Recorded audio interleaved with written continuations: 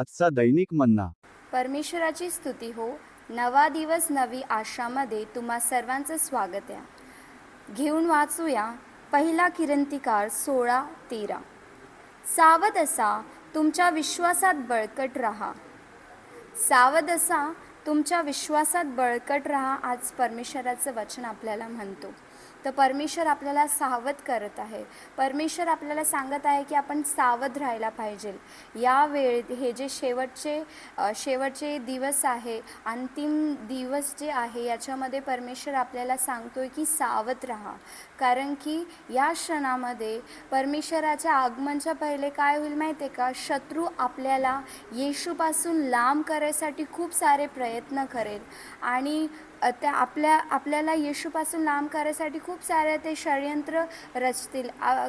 खूप असं होतं की चर्चमध्ये काही येतात की विश्वास करतोय म्हणून, आणि चर्चमधल्या विश्वासांमध्ये ते काय करतात, पास्टरच्या विरुद्ध, सेवकांच्या विरोधात गोष्टी बोलून त्या चर्चमधली जी एकता आहे ती तोडायची प्रयत्न करतात. कारण की आपण जे परमेश्वराचे मेंढरू आहात, तर ते परमेश्वरापासून आपण दूर व्हायसाठी शत्रू प्रयत्न करतो. ह्या दिवसांमध्ये खोटे खोटे चिन्ह चमत्कार करून आपला विश्वास परमेश्वरापासून लांब करायसाठी, की आपण चिन्हांमध्ये आज आपण बघतो की खूप सारे फक्त चिन्ह आशिषच्या बद्दलच प्रचार करतात आहे, ना की पापांची क्षमा, मन फिरावचा, पश्चाताप करायच्या गोष्टी आपण जास्त बघत नाही या वेळेमध्ये. तर परमेश्वर आपल्याला सावध राहायला सांगतोय की जसा चोर रात्रीच्या क्षणामध्ये येतो की चोरी करायला, हत्या करायला, नष्ट करायसाठी आपण वचनमध्ये बघतो की असं लिहिलेलं आहे, तसं शत्रू पण आपल्या जीवनामध्ये आपल्याला नष्ट करण्यासाठी, आपल्या जीवनामधनं शांती समाधान काढून टाकण्यासाठी तो प्रयत्न करत आहे. त्याच्यामुळे आपल्याला सावधान राहायला पाहिजे. परमेश्वर तेवढंच नाही सांगत, परमेश्वर आपल्याला सांगतो की तुमच्या विश्वासामध्ये बळकट राहा, मजबूत राहा, तुमच्या विश्वासामध्ये ठाम राहा. आपल्या जीवनामध्ये सगळ्यात मोठी गोष्ट आहे विश्वास, जो आपण येशू ख्रिस्तावरती करतो. आणि जर तो विश्वास आपल्यामधनं निघून गेला ना, मग आपल्या जीवनात काहीच राहणार नाही. कारण की तो विश्वास जो आपण येशू ख्रिस्तावरती करतो, तोच आपल्या जीवनामध्ये सगळ्या गोष्टी आपण प्राप्त करू शकतो. तर परमेश्वर आपल्याला सांगतो की आपण सावध राहायला पाहिजे आणि विश्वासामध्ये बळकट राहायला पाहिजे. कारण की विश्वास आपल्याला कसा येतो माहिती आहे का?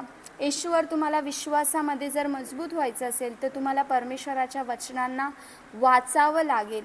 फक्त वाचावं नाही, त्याला ऐकावं लागेल. तेव्हा तुमचा विश्वास वाढेल, तेव्हा तुम्ही येशूमध्ये खूप दृढ व्हाल. आणि जेव्हा तुमच्या जीवनामध्ये वादळ येतील, जेव्हा तुमच्या जीवनामध्ये कष्ट येतील, तकलीफ येतील, समस्या येतील, त्या वेळेला तुम्ही खाली पडणार नाही. त्यावेळेला तुमचा विश्वास तुम्हाला काय करेल माहिती आहे का? तुम्हाला उंच उचवेल, तुम्हाला खाली पडू देणार नाही. परमेश्वरावर जो विश्वास तुम्ही ठेवणार, तो विश्वास तुम्हाला तुमच्या सगळ्या समस्येतनं तुम्हाला बाहेर काढेल. आणि जेव्हा तुम्ही परमेश्वरामध्ये विश्वास करणार, तर किती पण खोटारडे लोक येऊ द्या, किती पण कोणी काही पण करू द्या, तुम्ही येशूपासून लांब जाणार नाही. कारण की तो जीवित परमेश्वर आहे. तर आज परमेश्वर आपल्याला सावध करतोय की आपण जे लोक आपल्याला परमेश्वरापासून लांब करतात त्याच्यापासून आपण सावध राहायला पाहिजे. आणि आपल्याला प्रार्थनामध्ये मजबूत व्हायला पाहिजे. कारण की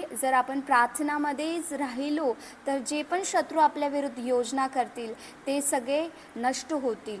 तर आपल्याला आज सावध राहायचं आहे आणि विश्वासामध्ये बळकट राहायचं आहे. कारण की जर आपला विश्वास बळकट राहिला तर आपल्या जीवनामध्ये किती पण परिस्थिती आलो तर आपण पडणार नाही. त्याऐवजी आपण त्याच्यावर विजय प्राप्त करणार. चला या वचनाला आपण ग्रहण करूया आणि प्राप्त करूया. धन्यवाद पिता परमेश्वरा तुझ्या वचनासाठी, की जसं तुझं वचन आज आपल्याला सांगतो की आपण सावध राहायला पाहिजे. जे पण शत्रूंच्या योजना आहे त्याच्यापासून आपण सावध राहायला पाहिजे.